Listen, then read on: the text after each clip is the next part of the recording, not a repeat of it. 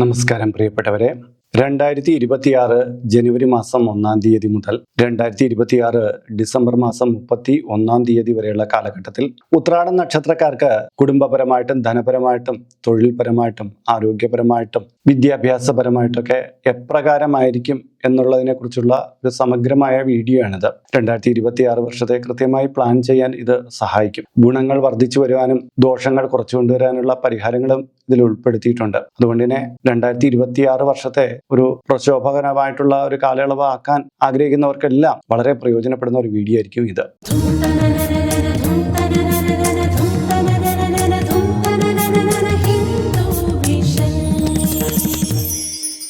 നമസ്കാരം, ഞാൻ RJ ഹരിചന്ദ്രമഠം. ഹൈന്ദവ ആചാര സംബന്ധമായ ജ്യോതിഷ മോട്ടിവേഷൻ സംബന്ധമായ ഒട്ടേറെ കാര്യങ്ങൾ പറഞ്ഞു തരുന്ന ഒരു വാട്സപ്പ് ചാനൽ നമുക്കുണ്ട്. ഇതിന്റെ കീഴെ ഡിസ്ക്രിപ്ഷൻ ബോക്സിലും കമന്റ് ബോക്സിലും അതിന്റെ ലിങ്ക് കൊടുത്തിട്ടുണ്ട്. അതിലൂടെ ചാനലിൽ ജോയിൻ ചെയ്താൽ നിത്യവും രാവിലെ ഒട്ടേറെ വിഷയങ്ങൾ നിങ്ങൾക്ക് ലഭ്യമാകുന്നതാണ്. മാത്രമല്ല, നിങ്ങളുടെ കുടുംബാംഗങ്ങളുടെ പിറന്നാളിന് സൗജന്യമായിട്ട് പുഷ്പാഞ്ജലി അർച്ചനകൾ നടത്തി കിട്ടുന്നതുമാണ്. ഈ വീഡിയോ കണ്ടുകൊണ്ടിരിക്കുന്നവർക്ക് ഇതിന്റെ കീഴെ കമന്റ് ബോക്സിൽ നിങ്ങളുടെ പേര്, നിങ്ങളുടെ വയസ്സ്, നിങ്ങളുടെ നക്ഷത്രം ഇവ രേഖപ്പെടുത്തിയാൽ ഇവിടെ നടക്കുന്ന പൂജാ പ്രാർത്ഥനകളിൽ നിങ്ങളെ ഉൾക്കൊള്ളിക്കുന്നതാണ്. ഒരു മാസത്തേക്കായിരിക്കും ഇപ്രകാരം ചെയ്യുന്നത്. കൂടുതലായിട്ട് വേണമെന്നുള്ളവർ ഇനി തൊട്ട് ഇതിൽ അപ്ലോഡ് ചെയ്യുന്ന എല്ലാ വീഡിയോകളുടെ കീഴെ നിങ്ങളുടെ ഡീറ്റെയിൽസ് ഇപ്രകാരം കൊടുത്താൽ മതി. അതിനായിട്ട് ഈ ചാനൽ അപ്ലോഡ് ചെയ്യുന്ന വീഡിയോകളെ കുറിച്ച് നിങ്ങൾക്ക് അറിയണം. അതിനുവേണ്ടി ഇതുവരെയും നിങ്ങൾ ഈ ചാനൽ സബ്സ്ക്രൈബ് ചെയ്തിട്ടില്ലെങ്കിൽ അത് ചെയ്യാനും ഒപ്പം തന്നെ ഈ വീഡിയോ ലൈക്ക് ചെയ്യാനും താല്പര്യപ്പെടുകയാണ്.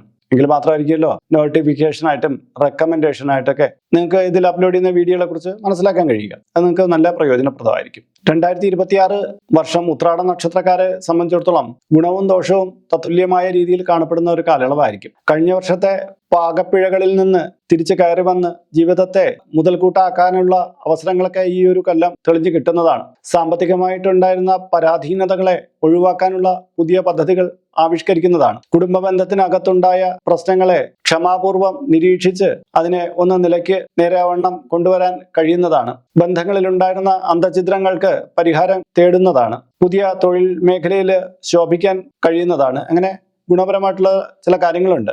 ആരോഗ്യകരമായിട്ടുള്ള കാര്യത്തിലേക്ക് വരുമ്പോൾ പുതിയ ചികിത്സാ പദ്ധതിയിലൂടെ പഴയകാലത്തിൽ നമ്മളെ അലട്ടിക്കൊണ്ടിരുന്ന രോഗങ്ങൾക്ക് ശമനം കൊണ്ടുവരാൻ പറ്റുന്നതാണ്. പുതിയ ജീവിത ശൈലി ക്രമങ്ങൾ ആവിഷ്കരിക്കാൻ കഴിയുന്നതാണ്. എന്നാൽ ദുശീലങ്ങൾക്ക് അടിമപ്പെട്ടിട്ടുള്ളവർക്ക് ചില രോഗങ്ങളൊക്കെ ഈ ഒരു കാലയളവിൽ ഉണ്ടായി വരുന്നതാണ്. അതുകൊണ്ട് തന്നെ ആ ശീലങ്ങൾ മാറ്റിയെടുക്കുന്നത് നന്നായിരിക്കും. പുതിയ ആരോഗ്യ പദ്ധതികൾ ആവിഷ്കരിക്കുകയും മെഡിക്കൽ ഇൻഷുറൻസ് മുതലായവയൊക്കെ എടുക്കാനുള്ള യോഗം ഈ ഒരു കാലയളവിലുണ്ട്. തൊഴിൽപരമായിട്ട് നോക്കുമ്പോൾ പുതിയ തൊഴിൽ മേഖലകളൊക്കെ തുറന്നു കിട്ടുന്ന കാലയളവാണ്. ഉള്ള ജോലിയിൽ പ്രശ്നങ്ങൾ അനുഭവപ്പെട്ടുകൊണ്ടിരിക്കുന്നവർക്ക് പുതിയ അവസരങ്ങൾ മുന്നിലുണ്ട്. പക്ഷേ ചെറിയ പ്രശ്നങ്ങളെ കണ്ടിട്ട് ഉള്ള തൊഴിലിൽ ഇട്ടെറിഞ്ഞു പോകുന്നവർക്കൊക്കെ ചിലപ്പം കുറച്ചു കാലം തൊഴിലില്ലാതെ നിൽക്കേണ്ടി വരുന്നൊക്കെ ആവുന്ന ഒരു അവസ്ഥയും വന്നു ചേരാമെന്നുള്ളത് ശ്രദ്ധയോടുകൂടി മനസ്സിലാക്കുക.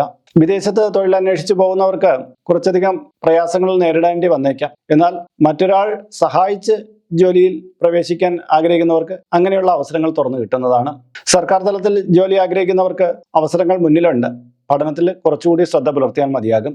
ധനപരമായിട്ടുള്ള കാര്യത്തിലേക്ക് വരുമ്പോൾ തിരിച്ചു കിട്ടുകയില്ല എന്ന് കരുതുന്ന ധനം നമ്മുടെ നിരന്തരമായിട്ടുള്ള ആവശ്യപ്പെടൽ കൊണ്ട് നമുക്ക് കൈവെള്ളയിൽ വന്നു ചേരുന്നതാണ്.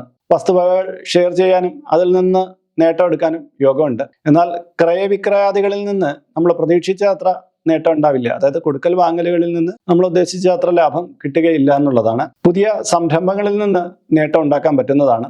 തൊഴിൽ മേഖലയെ മികച്ച രീതിയിൽ പ്രവർത്തിച്ച് നേട്ടമുണ്ടാക്കാൻ കഴിയുന്നതാണ്. എന്നാൽ നിലമറന്ന് കടം മേടിച്ച് മുന്നോട്ട് പോയിക്കൊണ്ടിരിക്കുന്ന ആൾക്കാർക്ക് കാലം അത്ര കണ്ട് ശോഭനമല്ല.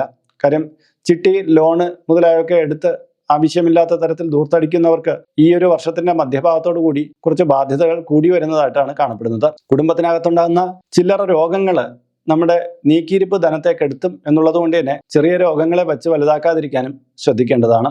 കുടുംബജീവിതമായിട്ട് ബന്ധപ്പെടുത്തിയ കാര്യങ്ങളിലേക്ക് വരുമ്പം കല്യാണം ആഗ്രഹിച്ചിട്ട് നടക്കാതിരിക്കുന്നവർക്ക് ഈ വർഷം ഒരു കുടുംബമൊക്കെ ആവാനുള്ള സാധ്യതയുണ്ട്. കുടുംബത്തിനകത്ത് അന്തഛിദ്രം നിലനിന്നുകൊണ്ടിരിക്കുന്നവർക്ക്, ഡിവോഴ്സൊക്കെ മേടിക്കണമെന്ന് ആഗ്രഹിക്കുന്നവർക്ക് അതിനുള്ള അവസരവും ഈ വർഷം തുറന്നു കിട്ടുന്നതാണ്. കുടുംബത്തിനകത്ത് പ്രായമായവർക്ക് ആരോഗ്യ കാര്യങ്ങളിൽ ചില പ്രയാസങ്ങൾ അനുഭവപ്പെടുന്നതാണ്. പുരുഷന്മാർ തങ്ങളുടെ അശ്രദ്ധ കൊണ്ട് ചില അപകടങ്ങളിലൊക്കെ ചെന്ന് ചാടിയേക്കാം.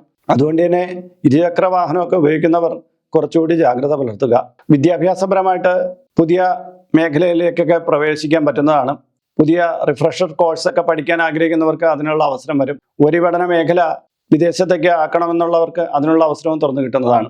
ഇനി നമുക്ക് ഓരോ മാസത്തെയും പ്രത്യേകതകളിലേക്ക് വരാം. ജനുവരി മാസത്തിൽ വീണ്ടും വിചാരമില്ലാത്ത വാക്പ്രയോഗം മൂലം ബന്ധങ്ങളിൽ വിള്ളൽ വീഴാൻ സാധ്യതയുണ്ട്. അടുത്ത് ഇടപഴകുന്ന സുഹൃത്തുക്കളുമായി ബന്ധപ്പെട്ട് ചില തർക്കങ്ങൾ ഉണ്ടായി വരാം. പുതിയ പ്രവർത്തന മേഖല തുറന്നു കിട്ടുന്നതാണ്. ധനപരമായിട്ടുള്ള ഉന്നമനത്തിന് വേണ്ടിയിട്ടുള്ള പരിശ്രമങ്ങൾ ആരംഭിക്കുന്നതാണ്.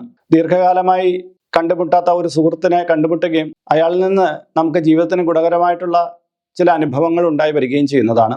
ഫെബ്രുവരി മാസത്തിൽ ആരംഭിക്കാൻ വൈകിയത് കൊണ്ട് മാത്രം നഷ്ടത്തിലായിരുന്ന കാര്യം നമ്മുടെ പുതിയ പ്രവർത്തന മികവിലൂടെ ലാഭകരമാക്കി കൊണ്ടുവരാൻ പറ്റുന്നതാണ്. പുതിയ തൊഴിൽ മേഖല സൃഷ്ടിച്ചെടുക്കുന്നതാണ്.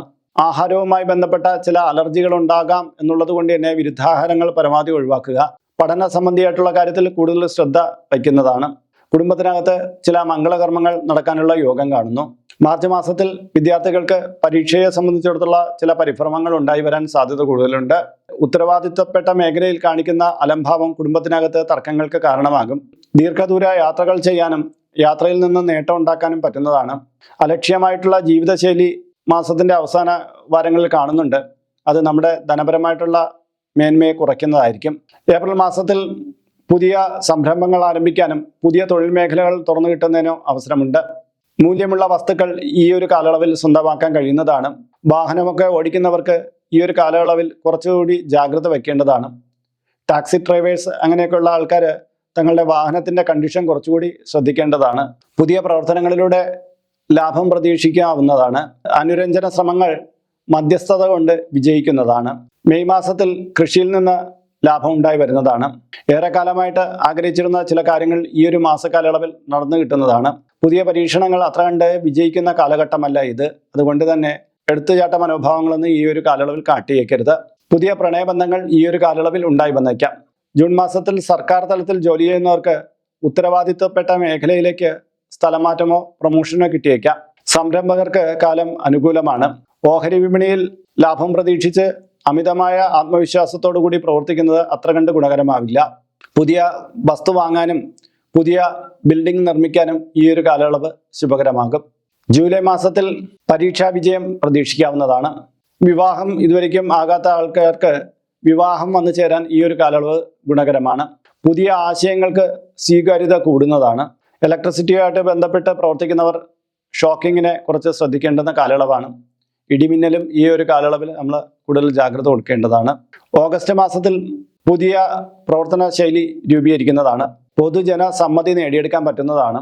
സിനിമ സീരിയൽ മേഖലയിലൊക്കെ ശോഭിക്കാൻ ആഗ്രഹിക്കുന്നവർക്ക് അതിനുള്ള അവസരം തുറന്നു കിട്ടുന്നതാണ്. വീട്ടിൽ സ്ത്രീജനങ്ങളുമായിട്ടുള്ള കലഹം ഉണ്ടായി വരാൻ സാധ്യതയുള്ളത് കൊണ്ട് തന്നെ കുറച്ച് ജാഗ്രത പാലിക്കേണ്ടതാണ്. സെപ്റ്റംബർ മാസത്തിൽ പ്രസാധനവുമായി ബന്ധപ്പെട്ട ആൾക്കാർക്കും തീവണ്ടിയുമായി ബന്ധപ്പെട്ട് ജോലി ചെയ്യുന്ന ആൾക്കാർക്കും ഗുണകരമായ കാലയളവാണ്. ദീർഘദൂര യാത്രകൾ പോകേണ്ടി വന്നേക്കാം. യാത്രയിൽ അലച്ചിൽ പ്രതീക്ഷിക്കാം. പുതിയ വരുമാന മാർഗങ്ങൾ തുറന്നു കിട്ടുന്ന കാലയളവാണ്. മുൻകാലയളവിലെ അനുഭവ സമ്പത്ത് ഈ ഒരു കാലയളവിൽ വളരെ ഗുണപ്രദമായി മാറുന്ന ഒരവസ്ഥ ഉണ്ടായി വരും. ഒക്ടോബർ മാസത്തിൽ വീട്ടിൽ ഗൃഹോപകരണങ്ങൾ മേടിക്കാനുള്ള അവസരമുണ്ട്. ബാങ്കിൽ നിന്ന് ചില ജപ്തി സംബന്ധമായുള്ള നടപടികൾ വന്നേക്കാം എന്നുള്ളത് കൊണ്ട് തന്നെ കരുതലോടുകൂടി ഇരിക്കുക. വ്യക്തിബന്ധങ്ങളിൽ ഊഷ്മളത വർദ്ധിച്ചു വരുന്ന കാലയളവായിരിക്കും. തിരഞ്ഞെടുപ്പുകളിൽ ഈ ഒരു കാലയളവിൽ വിജയം ഉണ്ടായി വരുന്നതാണ്. നവംബർ മാസത്തിൽ വിദ്യാർത്ഥികൾക്ക് പരീക്ഷാ ഗുണം വർദ്ധിച്ചു വരുന്നതാണ്. വിദേശത്ത് യാത്ര പോകാൻ ആഗ്രഹിക്കുന്നവർക്ക് അതിനുള്ള അവസരം ഒരുങ്ങി കിട്ടുന്നതാണ്. പുതിയ പരീക്ഷണങ്ങളിലൂടെ നേട്ടം ഉണ്ടായി വരുന്നതാണ്. തൊഴിൽ ദാതാക്കൾക്ക് കാലം അനുഗുണമാണ്. ഡിസംബർ മാസത്തിൽ പുതിയ പ്രതീക്ഷകൾ കൈവരുന്നതാണ്. ആരോഗ്യം സംരക്ഷിക്കുന്നതിന് വേണ്ടിയിട്ടുള്ള പുതിയ പദ്ധതികൾ ആസൂത്രണം ചെയ്യുന്നതാണ്. പഴയ രോഗങ്ങൾക്ക് പുതിയ ചികിത്സാ പദ്ധതിയിലൂടെ മാറ്റം കൈവരുത്താൻ കഴിയുന്നതാണ്. വീട്ടിൽ ചില നിർമ്മാണ പ്രവർത്തനങ്ങൾ നടത്താനുള്ള യോഗമുണ്ട്. പുതിയ വാഹനങ്ങൾ സ്വന്തമാകാനുള്ള അവസരവും ഈ ഒരു കാലയളവിൽ തുറന്നു കിട്ടുന്നതാണ്. 2026 വർഷത്തെ പൊതുഫലങ്ങളാണ് ഇതിൽ പറഞ്ഞത്.